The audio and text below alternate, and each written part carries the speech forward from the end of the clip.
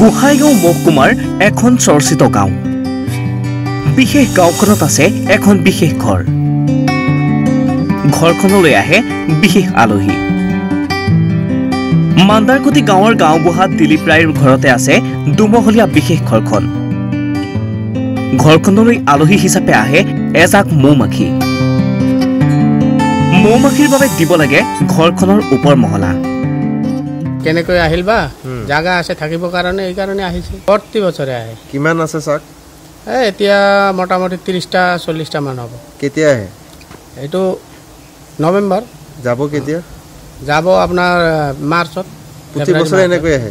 প্ৰতি বছৰে এনেকৈ আহে। ভিতৰতো আছে, বাহিৰতো আছে, পিছফালেও আছে। ওপৰ মহলতো আমি নাথাকো, আমি খালি তল মহলত। এইটো ওপৰ মহলত সিহঁতে থাকে। 4 মাহ কাৰণে 4 মাহ 5 মাহ কাৰণে সিহঁতক আমি এৰি দিছো। এইটো সুদীৰ্ঘ 12-13 বছৰ ধৰি প্ৰতি বছৰে নৱেম্বৰৰ পৰা মাৰ্চ মাহলৈ মৌমাখিৰ বাবে এৰি দিব লাগে ঘৰখনৰ ওপৰ মহলা। ক'ৰ পৰা আহে মৌমাখিৰ জাকটো আৰু কিয় বাছি লয় এই বিশেষ ঘৰখন, সেয়া ঘৰখনৰ গৰাকীয়েও নাজানে। 70ৰ পৰা 80 লিটাৰ মৌৰস লাভ কৰে ঘৰখনৰ গৰাকীয়ে। মান্দাৰকুটি গাঁৱৰ বিশেষ ঘৰখন এতিয়া সকলোৰে মাজত চৰ্চাৰ এক কেন্দ্ৰবিন্দু হৈ পৰিছে। ধুবুৰীৰ পৰা দীপ মহন্ত ৰিপৰ্ট, ঈশান নিউজ।